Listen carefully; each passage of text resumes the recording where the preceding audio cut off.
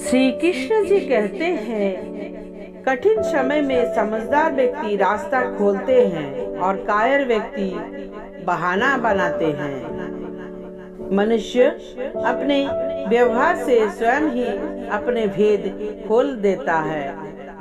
मानता हूँ मैं तुम्हारी कृपा का हकदार तो नहीं, पर जानता हूँ तुमसे बड़ी कोई करुणामयी सरकार नहीं। सेवा सबकी कीजिए, मगर आशा किसी से मत रखिए, क्योंकि सेवा का सही मूल्य भगवान ही दे सकते हैं, इंसान नहीं।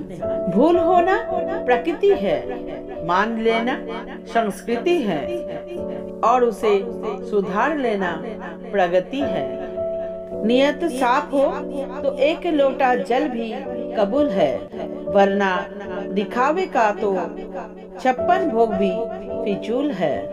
हे कृष्ण, तेरे सिवा कहाँ मिलता है कोई समझने वाला। जो भी मिलता है वो समझा कर ही चला जाता है। समय के पास इतना समय नहीं कि आपको दोबारा समय दे सके। हमेशा सपना बड़ा से बड़ा देखो। चांद नहीं मिला तो क्या हुआ, आसमान तक तो पहुँचेंगे। इंसान घर, रिश्ते, दोस्त सब बदलता है, पर फिर भी उदास क्यों रहता है? क्योंकि वो खुद को नहीं बदलता। भगवान के फैसले पर कभी शक मत करना। अगर सजा मिल रही है तो कोई गलती भी अवश्य हुई होगी। इंसान को परखने की क्षमता बढ़ाइए, वरना धोखे खाने के लिए तैयार रहिए। हे कृष्ण, और कोई माने या ना माने, मुझको ये विश्वास है जब तक तुम साथ हो सब कुछ मेरे पास है। अगर आप सही है तो कुछ नहीं साबित करने की कोशिश ना करो, बस सही बने रहो। गवाही खुद वक्त देगा। वहाँ बैठकर रोना बहुत सुकून देता है, जहाँ कृष्ण के सिवा कोई और सुनने वाला ना हो। जिन्हें ज्ञान है उन्हें घमंड कैसा, जिन्हें घमंड है उन्हें ज्ञान कैसा। जितना इंतजार वो आपसे करवा रहा है, समय आने पर वो इतना देगा कि संभाल भी नहीं पाओगे। मित्रता आवश्यक है, संबंध भी आवश्यक है, परंतु जीवन की हर कठिन परिस्थिति ये दर्शाती है कि अकेले रहने की कला आना भी आवश्यक है। हम बड़े नहीं हैं, हमारे पीछे जो ताकत है वो बड़ी है। व्यर्थ की चिंता और वो एक रोग के समान है जो आपकी आत्मीय शक्ति को छीन करती है। तो कर मत चिंता जो हुआ नहीं, मैं करूँगा वो जो तूने सोचा ही नहीं। हताश ना होना सफलता का मूल है। कौन क्या कर रहा है, कैसे कर रहा है, क्यों कर रहा है, इन सब से आप जितना दूर रहेंगे उतना ही खुश रहेंगे। नकारात्मक विचारों का आना तय है, परंतु वो आप पर निर्भर करता है कि आप उन्हें कितना महत्व देते हैं। ईश्वर हमें कभी सजा नहीं देते, हमारे कर्म ही हमें सजा देते हैं। इसलिए कर्म सोच समझ कर कीजिए। संबंध तो श्री कृष्ण और सुदामा जैसा होना चाहिए, एक जो कुछ मांगता नहीं और जो सब कुछ देकर भी कुछ जताता नहीं। जब चारों ओर अंधेरा हो, जब दुखों ने तुमको घेरा हो, तुम कृष्ण का दीप जला लेना, सब हाल कृष्ण को सुना देना।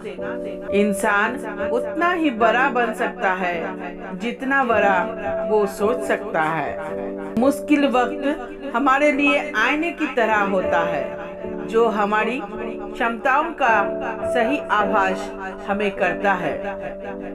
चाहे कितना भी बदल जाए जमाने का चलन, हमने कभी झूठ से सच्चाई को हारते नहीं देखा है। जब भक्ति और विश्वास अधिक हो जाए तब चमत्कार खुद हो जाते हैं। जीवन में कुछ भी करो, बस एक बात याद रखना, अगर सत्य का साथ है तो ईश्वर का साथ है। उस मनुष्य को ताकत का कोई मुकाबला नहीं कर सकता जिसके पास सब्र की ताकत है। सीखने के लिए जुनून पैदा कीजिए। यदि आप ऐसा करते हैं तो आप कभी भी आगे बढ़ने से नहीं रुकेंगे। समय भाग रहा है पर जिंदगी रुक गई है। मन को शांत और स्थिर करने के लिए भगवान श्री कृष्ण ने बताए 2 उपाय। किसी भी चीज को समझने के लिए सबसे पहले मन को शांत रखना चाहिए और फिर काम पर ध्यान देना चाहिए, क्योंकि हम मन से ही प्रश्न खोज लेते हैं और मन से ही जवाब देकर बैठ जाते हैं। भगवान श्री कृष्ण ने मन को शांत रखने के लिए 2 चीजें बताए हैं।